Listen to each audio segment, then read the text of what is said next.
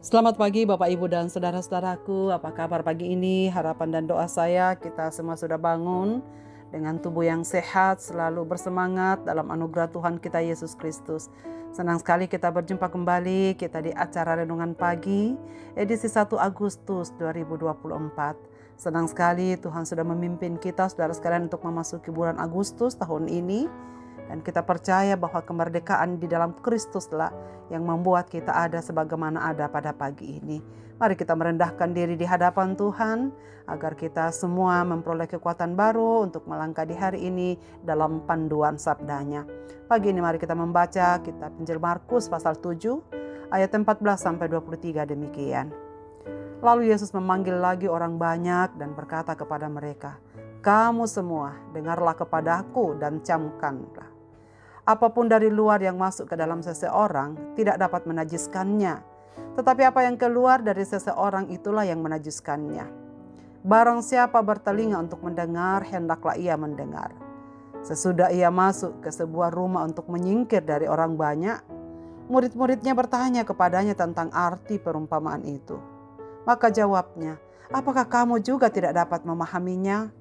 Tidak tahukah kamu bahwa segala sesuatu dari luar yang masuk ke dalam seseorang tidak dapat menajiskannya? Karena bukan masuk ke dalam hati, tetapi ke dalam perutnya lalu dibuang ke jamban." Dengan demikian ia menyatakan semua makanan halal. Katanya lagi, apa yang keluar dari seseorang itulah yang menajiskannya. Sebab dari hati orang timbul segala pikiran jahat, percabulan, pencurian, pembunuhan, perzinahan, keserakahan, kejahatan, kelicikan, hawa nafsu, iri hati, hujat, kesombongan, kekebebalan. Semua hal-hal jahat ini timbul dari dalam dan menajiskan orang. Hati yang najis. Apakah yang terlintas dalam pikiran kita ketika mendengar kata najis? Satu kata yang sangat negatif. Dalam Kamus Besar Bahasa Indonesia berarti kotor. Najis berarti jijik atau cemar. Itulah sebabnya orang Farisi menganggap najis murid-murid yang tak mencuci tangan sebelum makan. Sebab tangan yang tak dibasuh akan mengakibatkan makanan menjadi najis. Karena tangan yang tidak dibasuh, apapun yang disentuh olehnya akan menjadi najis. Jika makanan yang akan disentuh oleh tangan yang tidak dibasuh, berarti makanan itu akan najis. Dan respon Yesus terhadap protes orang-orang Farisi dan Yahudi menjadi momen Yesus menyingkapkan kemunafikan mereka. Jika mereka beranggapan apa yang masuk menajiskan, Yesus mengatakan apa yang keluar dari mulut itulah yang menajiskan. Hati yang kotorlah yang akan menajiskan semua pikiran, perasaan, perkataan, dan perbuatan. Hati yang penuh amarah, kebencian, dan iri hati, dan berbagai macam dosa sebagaimana yang disebutkan di dalam ayat 22 ini akan membuat seseorang menjadi najis. Bukan makanan yang disentuh oleh tangan yang tak dibasuh atau tidak dicuci. Dengan demikian Yesus juga mengajarkan prinsip tentang makanan. Tidak ada yang haram. Semua halal asal diterima dengan ucapan syukur. Semua boleh dimakan, semua boleh masuk di dalam perut. Yang penting diterima dengan ucapan syukur. Yesus sedang berbicara tentang makanan yang masuk ke dalam seseorang tetapi tidak mempengaruhi hatinya. Sebab makanan akan masuk ke lambung lalu ke usus, sisanya terbuang ke kloset atau jamban. Ayat ini tidak dapat digunakan untuk membenarkan pemakaian obat-obat yang membahayakan, obat-obat yang terlarang, atau minuman keras, atau apapun yang sifatnya merusak kesehatan yang dapat menjadi adiktif bagi tubuh kita. Karena penggunaan semuanya itu telah mengakibatkan berbagai dosa sebagaimana yang tertulis di dalam Markus pasal 7 ayat 21 sampai 22. Saudara-saudara pendengar renungan pagi yang dikasihi Tuhan, mungkin kita bisa mencibir dan mempersalahkan orang-orang Yahudi dan menilai mereka sebagai orang yang tidak baik. Bagaimana dengan sikap hati kita yang mungkin kerap bisa menajiskan sesama kita? Apakah yang Yesus sedang ajarkan? Sesungguhnya Yesus sedang mengajarkan hati yang bersih jauh lebih penting dibanding adat istiadat dan kebiasaan-kebiasaan dalam masyarakat. Bagi Yesus hati yang kotorlah yang menajiskan. Sebab menajiskan artinya terpisah dari hidup, terpisah dari kebenaran, terpisah dari keselamatan, dan terpisah dari persekutuan dengan Kristus karena dosa yang timbul dari hati. Karena itu hati yang bersih sangat penting dalam Alkitab.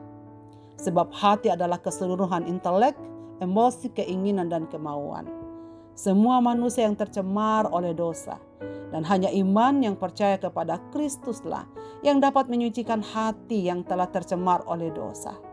Hati yang diubah oleh Roh Kudus, yang dapat menyucikan dari segala kebencian, kemarahan, hawa nafsu, keiri hatian, dan segala rupa dosa.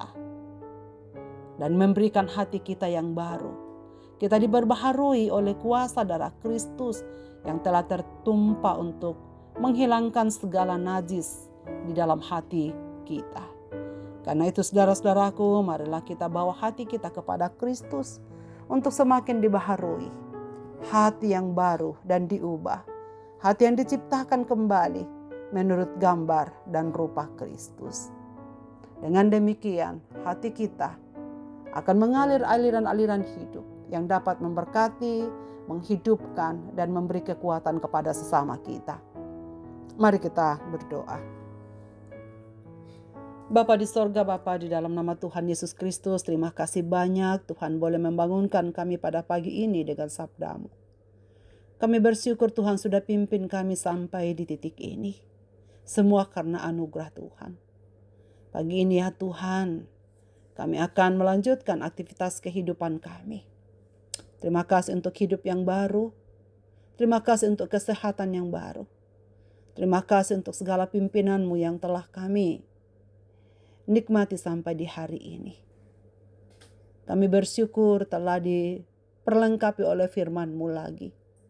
Biarlah Roh Kudus yang akan mengoreksi hati kami, sehingga hati kami menjadi sumber aliran air hidup bagi sesama kami, tidak menajiskan.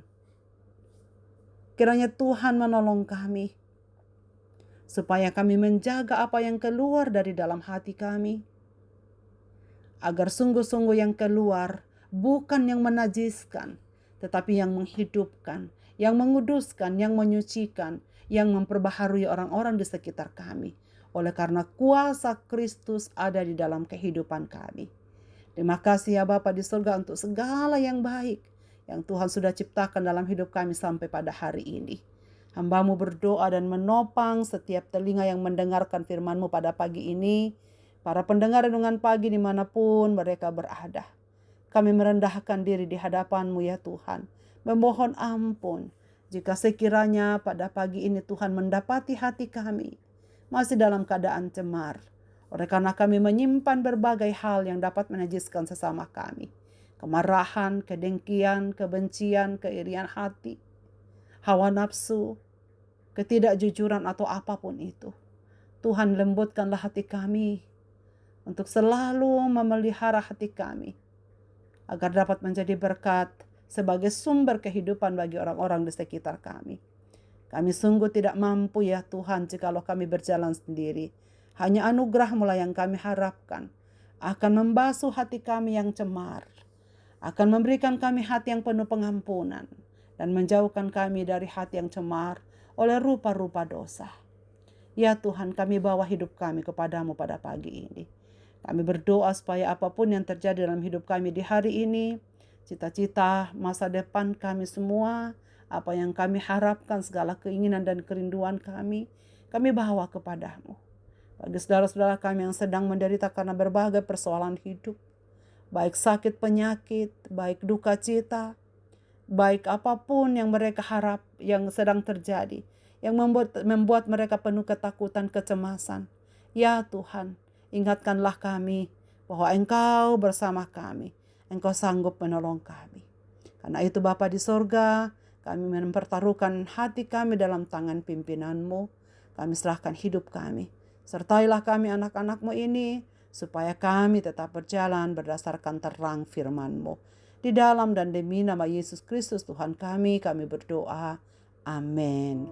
Selamat beraktivitas Bapak Ibu dan saudara-saudaraku. Tuhan Yesus memberkati kita sekalian.